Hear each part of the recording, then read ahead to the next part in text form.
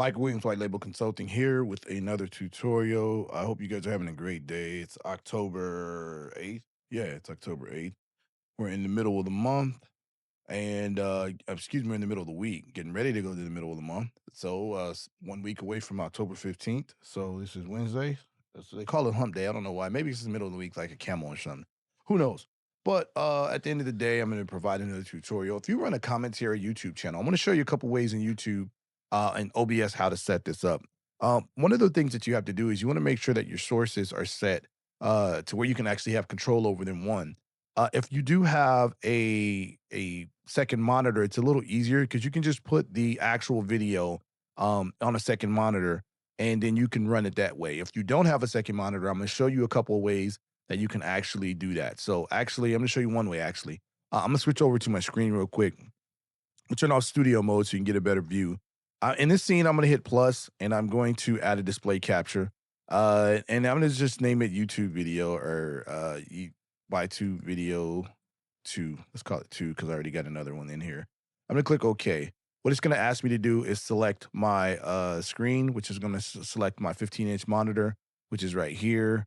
And I want to test it out real quick. I want to make sure that it plays smooth. Okay. And the reason you want to do that is because you have different capture methods here, and it just depends on your computer which one you're going to use. Sometimes I do have to use DXGI depending on the monitor. I have a 4K monitor, and then I have my laptop. So just try the one that works the best. And the way you do it is just kind of play it, make sure it plays smooth. So that's good. I'm going to click OK. That puts the source into my scene. That puts, the source in my scene. I'm going to size it here because I want it off to the right, and it's right there. And I'm going to drop it to the bottom because I want to do a few changes to this before I actually use it. I'm going to drop it below my assets folder, but actually below my screen that's already here so you can actually see it. I'm going to make it a little bigger. And then I want to throw a couple filters on it for my own personal liking. I'm going to hit the filters button, and I'm going to add an advanced mask. And what that's going to do is give me rounded borders. And you don't have to do this. This is just what I like to do. In the third section right here, corner radius I set to 50 pixels. And then I set the width to 1920 actually I set the width to 1900. So it crops in just a little bit. And then I set the width, instead of the 1080, I set the width to 1060. That just crops in the window just a little bit for me, and that looks great. And then I'm gonna add another filter. I'm gonna add the stroke. I'm gonna add that so I can have a little bit of border. Now I want to change this to inner stroke because inner stroke works better on my computer. The outer stroke actually slows my footage down, and right here it's still playing smooth, so that's good. Now I can make the stroke size bigger like this. I can offset it by making it in or out, or I can actually, if I make the screen smaller, I can make it feel like it has like an outer border that's not touching the actual source. I just want it to be simple. And then the colors, I'm big on purples. Actually, I use green on this channel a lot, so I'll do that. There we go.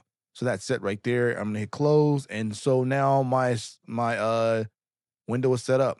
So now I'm gonna turn off my screen so you can see how it looks. I'm gonna click play, right, and it's playing smooth. Everything's good. Now, one thing I also want to do when I do that, I'm gonna turn my monitor back on for a second. I want to make sure here on the desktop audio, right? I want to make sure that all of my and actually let me just turn it on so you can see it, but I'll just move it to the back.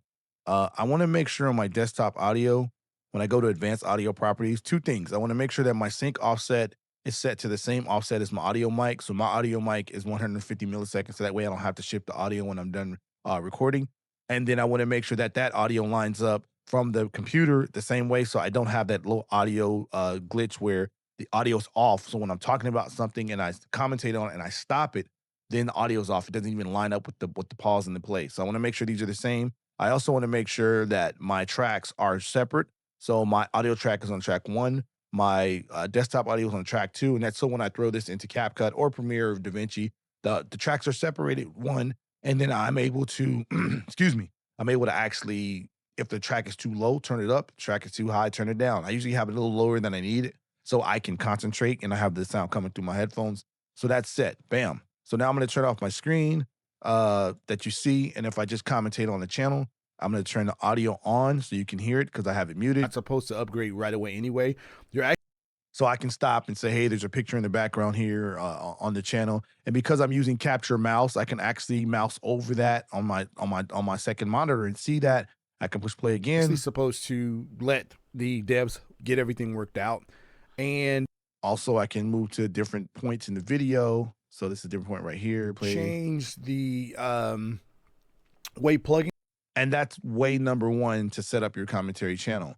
Now, another thing you can do is I'm going to turn this. Actually, I'm going to right click here. I'm going to copy video URL. I'm going to do something a little different. I'm going to turn this off, turn my assets back on so you can see. I'm going to hit plus and I'm going to add a browser source. This is a different way. Now, browser source is only if you have one monitor, right? I'm going to call this YouTube browser like that. I'm going to paste that video link here. I'm going to go 1920 by 1080, or you can go to 1280 by 720, just so it's 16 by 9. One important thing is I want to get rid of the custom CSS.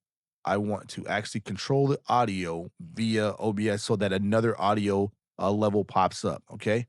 And I'm going to click OK. Now it gives me, right, another browser. But as you can see, this is different because when you put this in here, it starts playing automatically. And this is the key thing. Right here, I'm going to move it over just a little bit. I'm going to make it smaller first. Let's make it smaller first so you can set this up. Right here, there's a button that says interact. I'm going to click on the interact button and that opens the window, as you can see, in another window. Now, again, I only have one screen, right? So I'm going to have this window open. What that allows me to do is actually control the window. So I can actually go in here. Let's just make it just a little bigger so you can see it. I'm going to full screen it here. I'm going to move this all the way back to the beginning. So I'm actually still controlling the video. It's just another way to do it, and it lowers my CPU usage just a little bit. So now I have this here. This is just my interact window. Again, this is only if you have one monitor, right? And I'm going to drop this right off to the left side because I won't be switching sources too much. Now, I'm going to go back here. I'm going to go to, I'm going to go to the actual source. And the same way I did for the other source, which is I'm going to make it the size I want it, which is right here off to the right. It's about 80% of the screen. I'm going to move that down to the bottom below my camera right here. I'm going to move it there and I'm going to do the same thing. I'm going to click on YouTube browser. I'm going to click on filters. I'm going to hit plus. I'm going to do advanced mask, click OK. I'm going to do rounded corners on the third section around 50 pixels or however many you like. My width is going to be set to 1900. My height is going to be set to 1060. There we go. And I'm going to add a stroke just because I like to have a little bit of a definition from it. I'm going to click OK. I'm going to click inner stroke because it works better for me. This time I'm going to pick the color pink or purple or something like that. I'm going to click OK. And I'm going to make the border just a little thicker. Hold on real quick. Inner stroke. There we go. And I don't want to play with the threshold. Okay, so I got that set. Now I'm going to hit close. Let me make sure my advanced mask is good. Yeah, around the corners. Oh, I didn't touch this. There we go. Around the corner. 50. There we go. Click. Go back to stroke. Max threshold, stroke size. Yeah, that's good. Okay, and let me check a different color because that might be a little bit hard to do. Let's click OK. There, so now you can see the blue. Okay, cool. So now I'm going to adjust that just a little bit bigger so you can see it. So you can see it right there. And let me turn off my screen real quick. So now this is my browser source right here. Okay.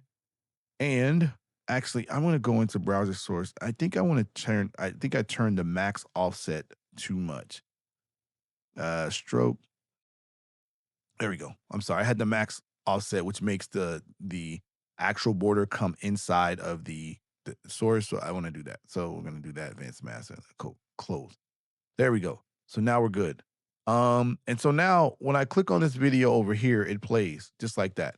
Right. And this is set to play. And so what I can do now is I can actually turn the same thing with the audio settings that I did before. Advanced audio properties. Make sure that your YouTube browser is set to 150 milliseconds. Whatever your sync offset is set to. I'm going to put this on audio 3 just because I don't want to record the audio on the same track. And say, okay.